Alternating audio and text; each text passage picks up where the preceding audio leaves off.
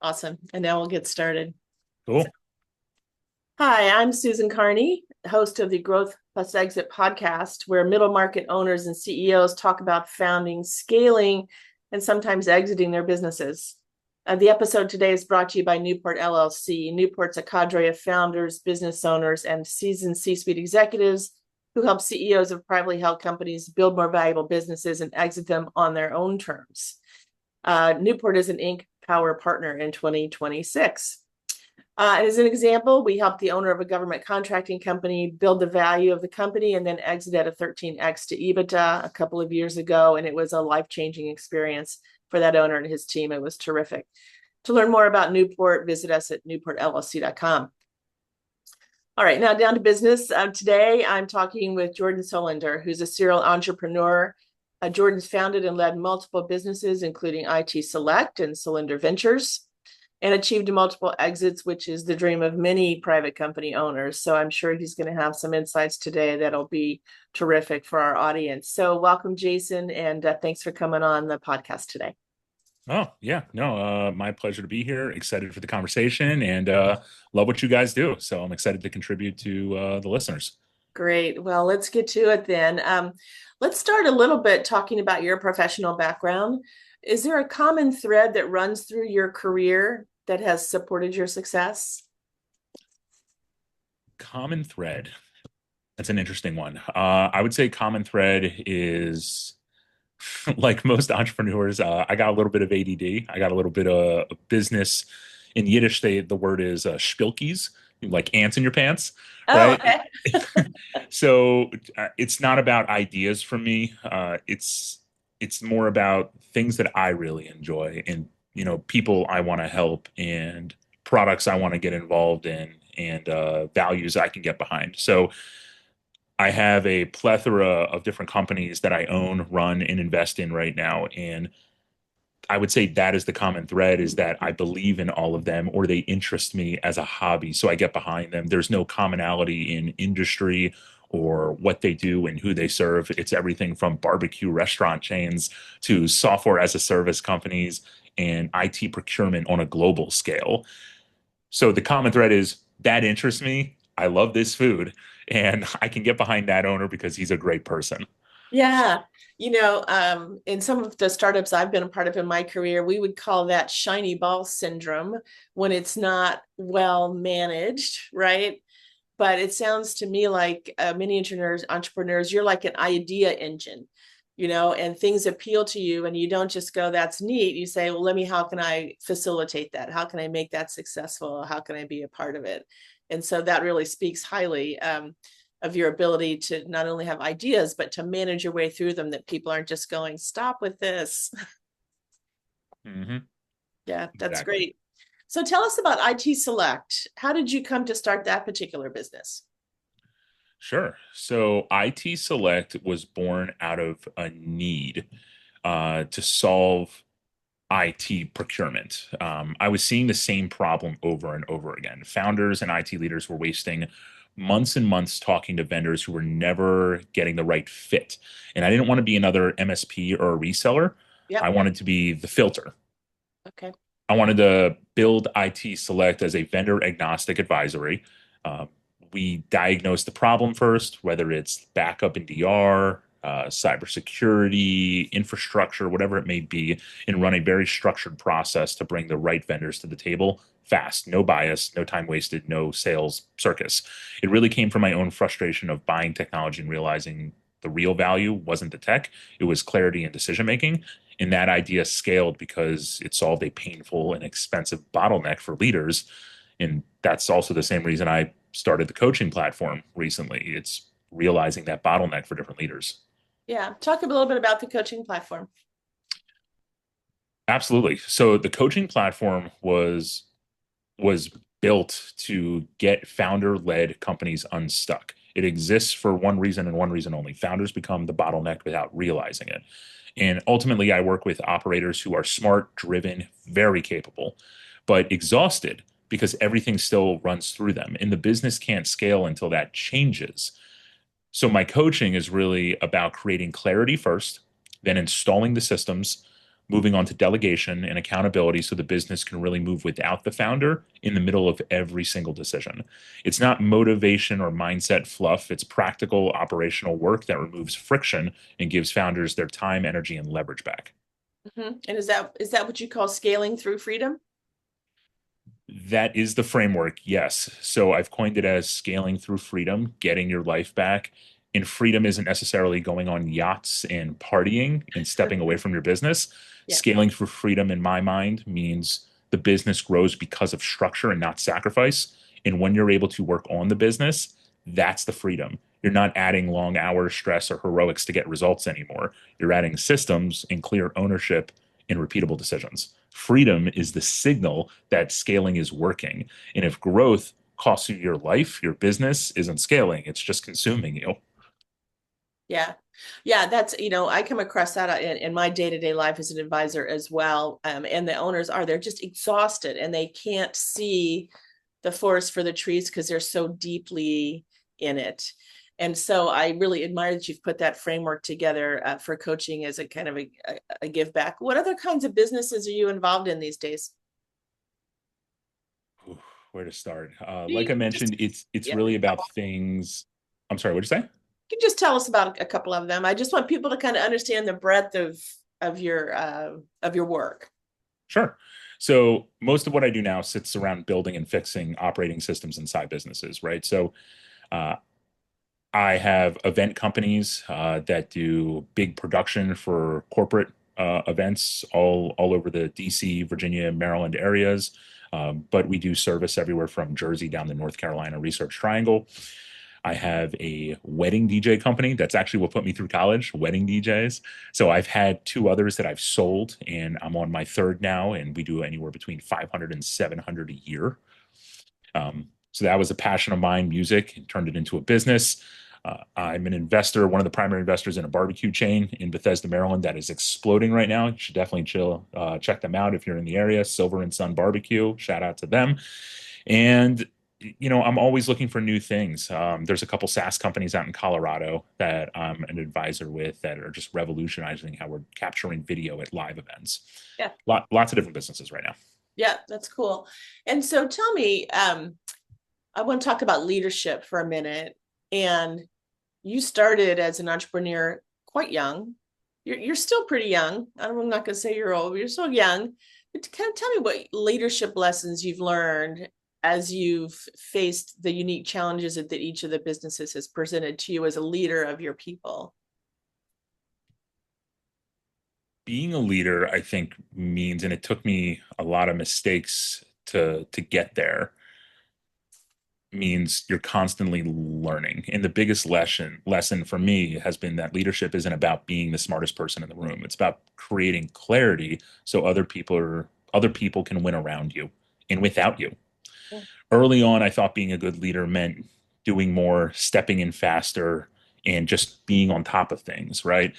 But that actually capped the business and burned my people out because I was always there. Real leadership, I have found, is restraint. It's clear expectations, it's clear ownership, and letting people solve problems without rescuing them. Because when the team grows, because you're less involved, not more, that's when leadership is working. They can follow your values and your vision very clearly and effectively. Yeah, I mean, CEOs aren't scalable, right? And that's the foundation for the business, not growth but scale. And so I understand that. And talk to me. It seems like most entrepreneurs in their business have kind of a near death moment at some point while they're building it, an experience where it's, if I make the wrong decision here or if things don't work out here, then we're going to have to shut the doors. Have you ever had that kind of experience? And if so, tell me a little bit about it and how you handled it.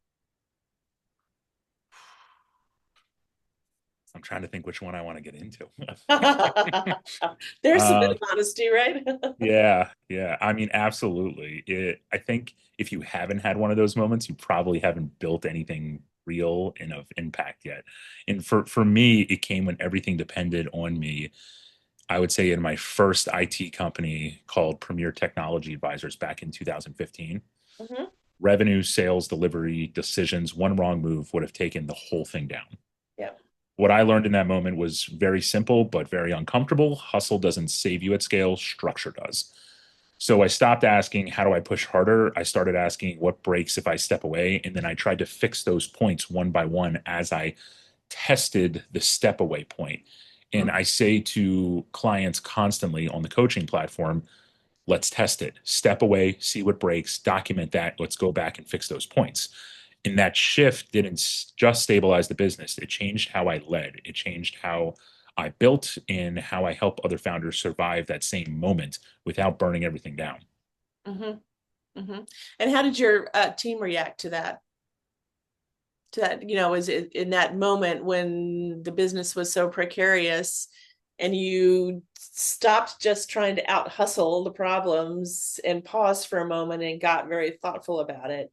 How'd your did your team, were they worried and frightened, or were they were like, oh, thank God he's finally getting out of our face and we can do our jobs?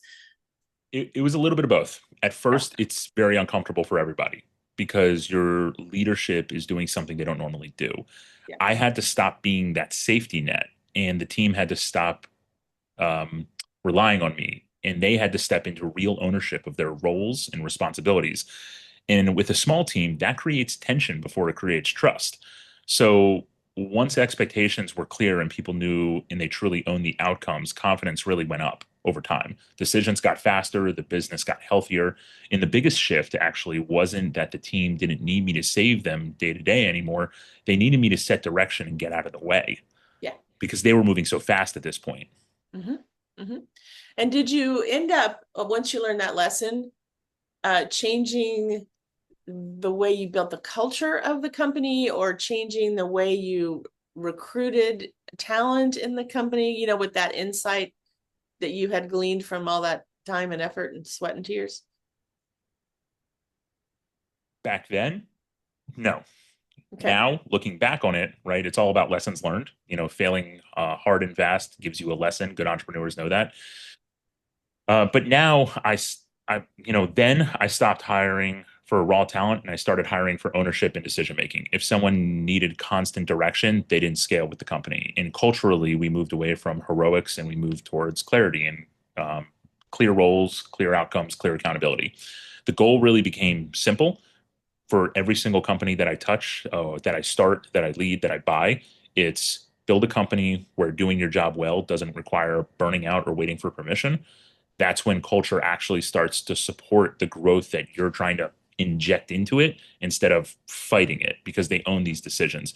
And we've actually done this in a really cool way. We started owning the hiring process in a very unique way, which starts once we identify candidates that we like, we bring them in and we do a what we call a friction test where they see where we send them a test that essentially outlines very casually how they would handle different situations as well as challenges, how fast they get to decision points.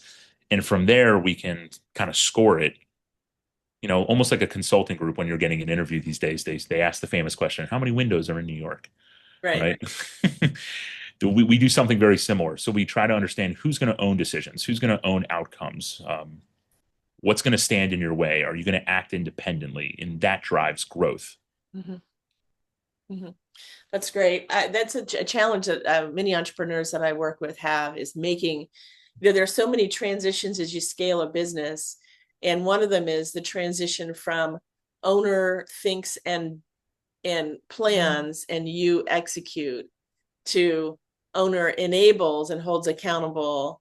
You plan, you execute, and you kind of meet together at this strategy spot. And that's just such a hard transition, both for owners and for teams. So I love the way you think about, particularly the changes in the way you recruit from those lessons that you learned. That's terrific.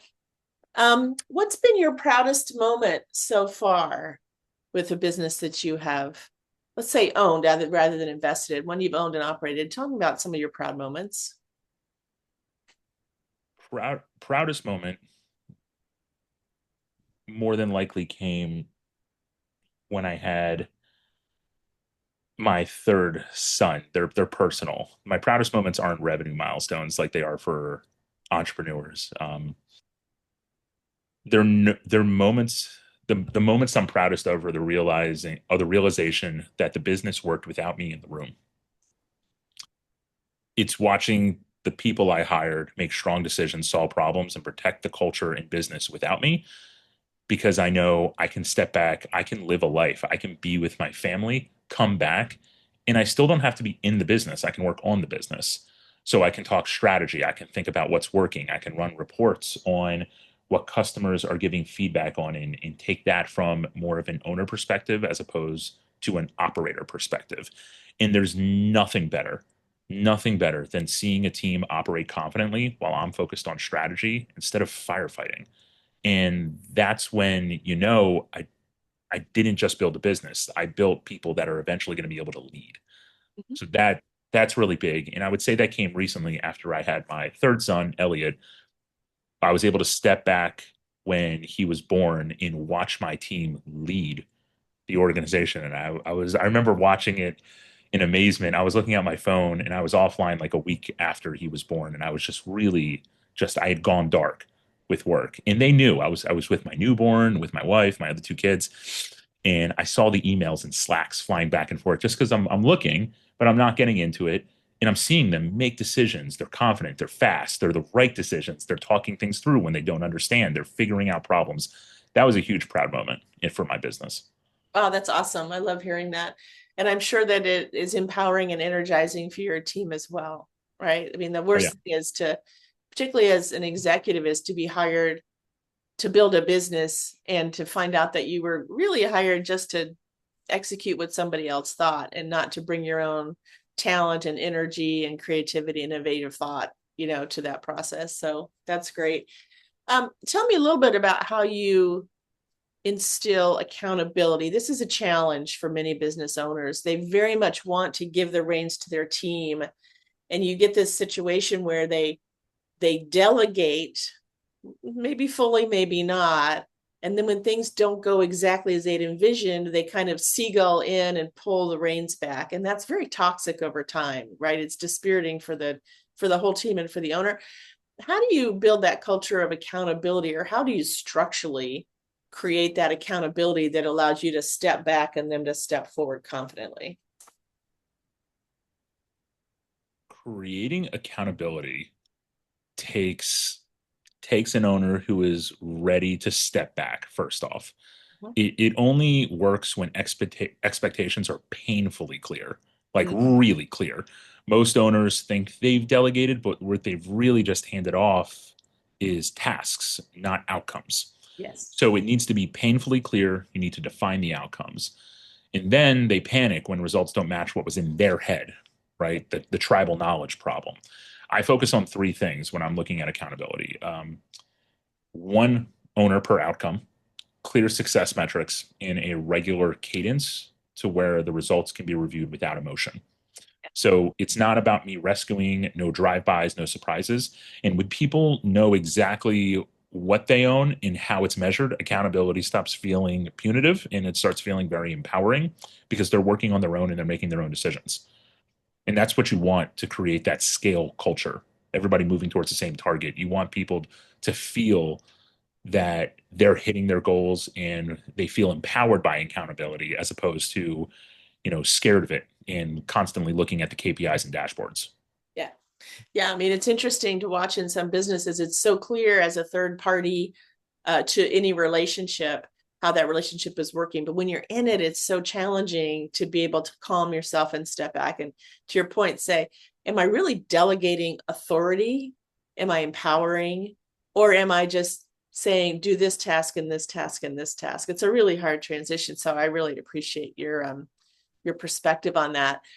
Let's turn and talk a little bit about you personally, which obviously will affect your profession. But tell me, where were you born? What was it like growing up for you?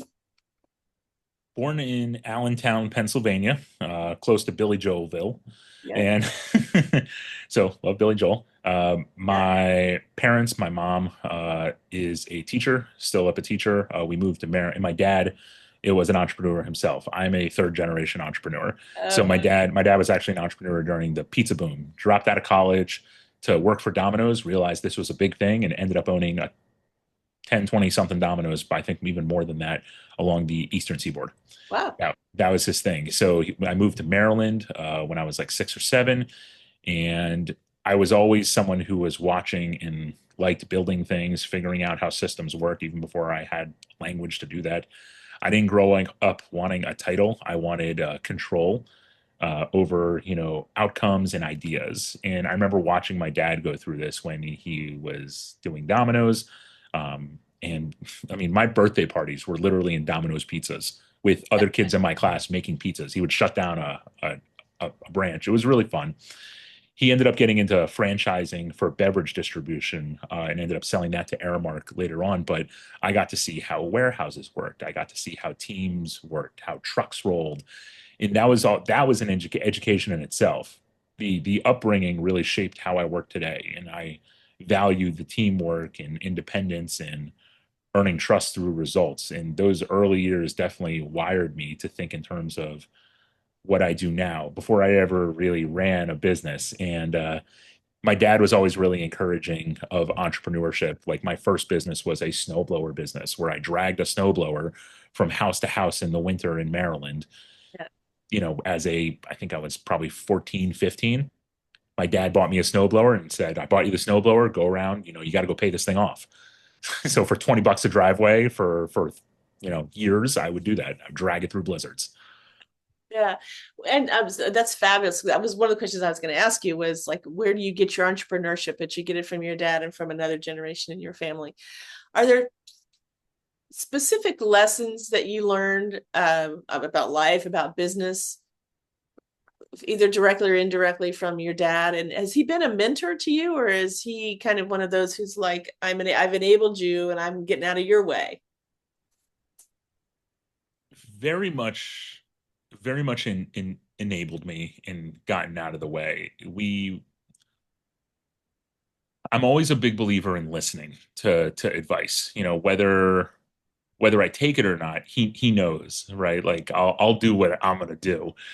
But I always listen. I always come to my dad for advice. He wasn't giving me business lectures, but he did show me consistency, responsibility, and what it looks like to stand behind your decisions. I remember him when he, bought a new branch in one of his businesses in high school. I barely saw him because every day at 4 in the morning, he'd take off to Virginia and then he'd get home at 7 at night. And I remember very, very succinctly, like back then in high school, showing that consistency, responsibility, and standing behind a decision again, right? You finish what you start. You take care of your people. You don't make excuses. It's on you as an entrepreneur. And I learned that very early. And I think that's a hard lesson that entrepreneurs learn later into the business when you have those doom and gloom moments, as we were talking about earlier, right? Yes. The balance of that all really stuck with me, and support without control, trust without hovering. It's probably why I'm so focused now on enabling other people and the coaching platform and then getting out of their way, because that's what was done to me. So it feels very natural to help others. Yeah, that's great. I know it's trite to talk about parents as an influence in your life, but gosh, they really were, right? They really are. Absolutely. I love that story, and I love how entrepreneurs got their start. The life of an entrepreneur is chaotic at times. There's a lot on your plate, particularly someone like you, where you have investments, you have direct engagement, you have indirect engagement, and not to mention family and so on and so forth. But have you developed some daily rituals or other tips, methods to manage the madness of your day-to-day life so that you can continue to be successful in all the various venues where you participate? Absolutely. I don't pretend to, and I certainly don't preach the social media like I wake up at 3 in the morning every day and I journal, right? Like Yeah. I don't do that. I'm a realistic entrepreneur, but I learned that chaos really doesn't get managed with hacks, and it gets managed with constraints. So I do have routines. For instance, like I block thinking time and brainstorm time. I'm very big about protecting my calendar.